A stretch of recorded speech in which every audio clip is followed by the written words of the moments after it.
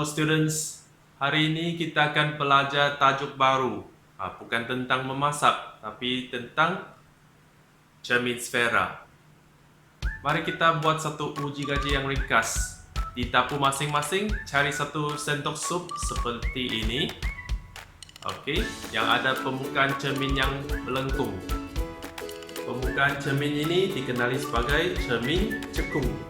Manakala permukaan sebaliknya dikenali sebagai cermin cembung. Kedua-dua jenis cermin ini merupakan cermin sfera.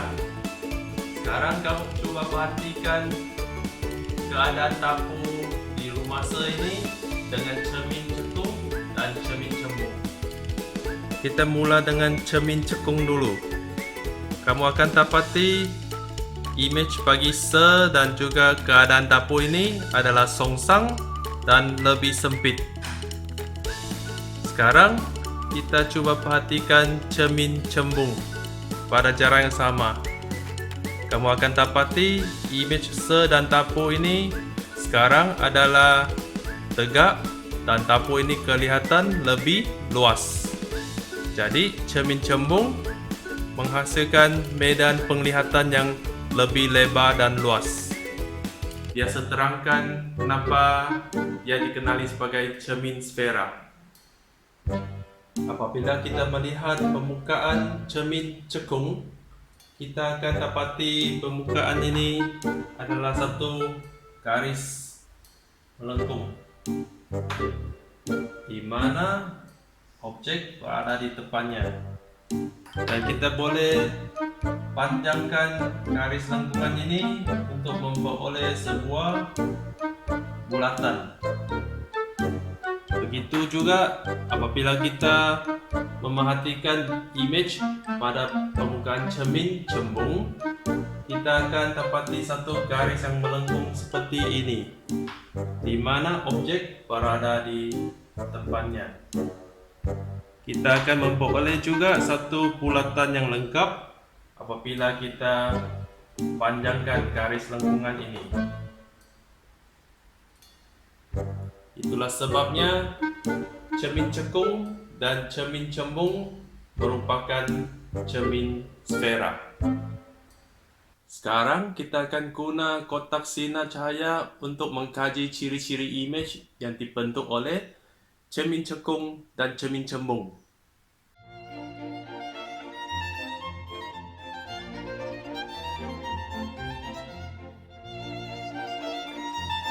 Pusat bulatan atau juga dikenali sebagai pusat kelengkungan, kita guna simbol C for center, dan titik di mana paksi utama bertemu dengan permukaan melengkung cermin kita kenali sebagai kutub cermin sfera. Simbolnya P. Okey, selepas ini kita letak cermin cekung di tempat asalnya.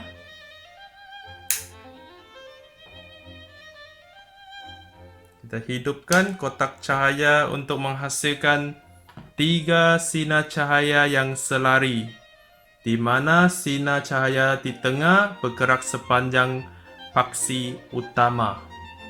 Kita akan dapati bahawa ketiga-tiga sinar cahaya yang selari ini akan terpantul melalui satu titik. Dia akan menumpu pada satu titik yang kita kenali sebagai titik fokus F.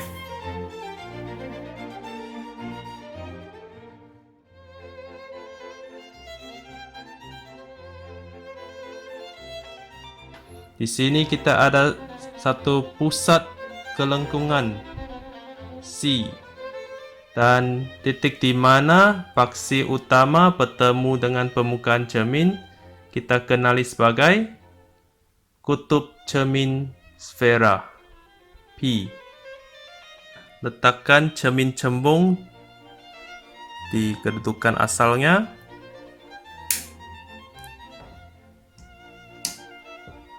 Hidupkan kotak cahaya dan pastikan sinar cahaya adalah selari di mana sinar cahaya tengah bergerak sepanjang paksi utama. Dan kita akan dapati selepas terpantul dari permukaan cermin cembung, cahaya akan mencapar. Tidak ada titik persilangan. Kita boleh tanda titik di mana sinar cahaya mengena permukaan cermin dan juga buat tanda pada sinar cahaya yang terpantul dari cermin cembung. Jika kita panjangkan garis yang menyambung titik-titik yang ditanda, kita akan dapati cahaya akan terpantul mencapar dari satu titik yang kita juga kenali sebagai titik fokus F. Di sini saya tunjuk dua cermin cekung, satu yang kelengkungannya lebih rendah dan satu lagi cermin cekung yang kelengkungannya lebih tinggi.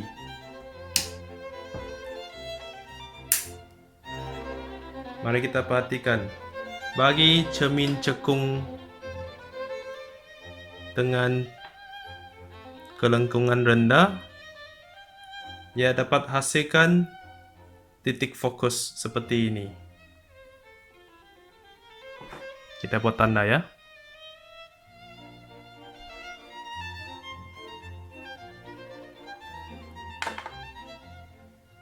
Nah, inilah panjang fokus. Kalau kita guna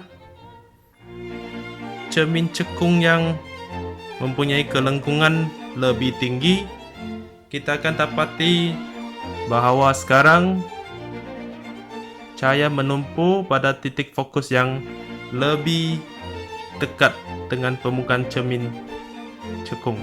Dengan kata lain, panjang fokusnya adalah lebih kecil. Jadi kita lihat, semakin kelengkungan cermin cekung bertambah, semakin panjang fokusnya berkurang. Sekarang kita akan melukis gambar raja sinar bagi cermin sfera. Kita akan mula dengan cermin cekung.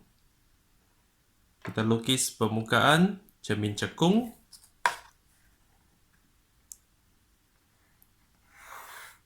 Lukis paksi utama. Lepas tu lukis sinar cahaya yang selari yang menuju ke permukaan cermin.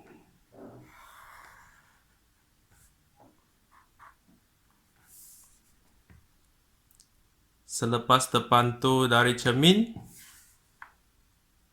cahaya akan menumpuk melalui satu titik.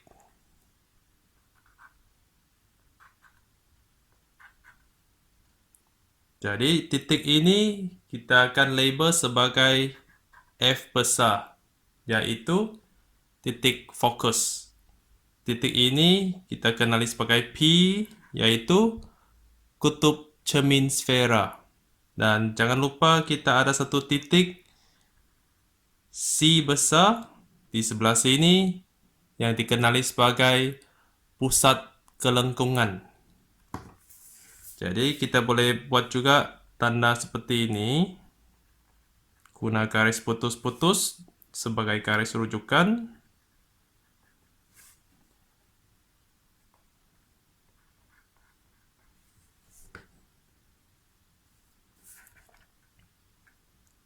Jadi jarak antara kutub cermin sfera dan titik fokus kita kenali sebagai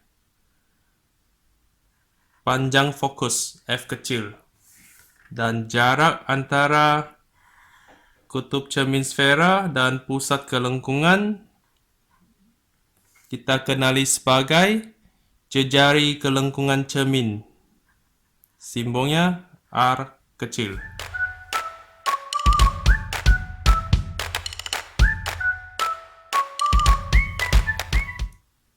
Selepas itu kita akan melukis gambar raja sinar bagi cermin cembung. Sekali lagi kita lukis permukaan cermin cembung, lukis paksi utama,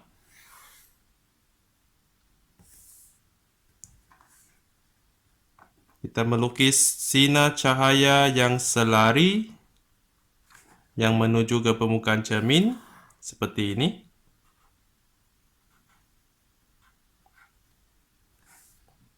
Dan selepas mengenal permukaan cermin, cahaya akan mencapar seperti ini.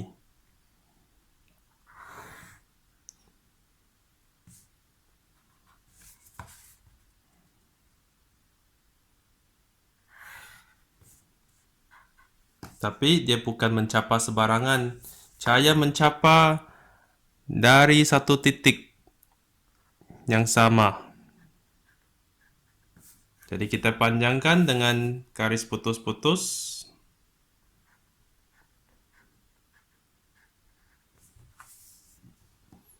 Yang menunjukkan bahawa sinar cahaya akan terpantul dari satu titik yang sama, yaitu titik fokus. Ini kita kenali sebagai kutub cermin sfera. Dan jangan lupa ada satu titik lagi, C, pusat kelengkungan di sebelah kanan. Sekali lagi kita lukis garis rujukan dengan garis putus-putus.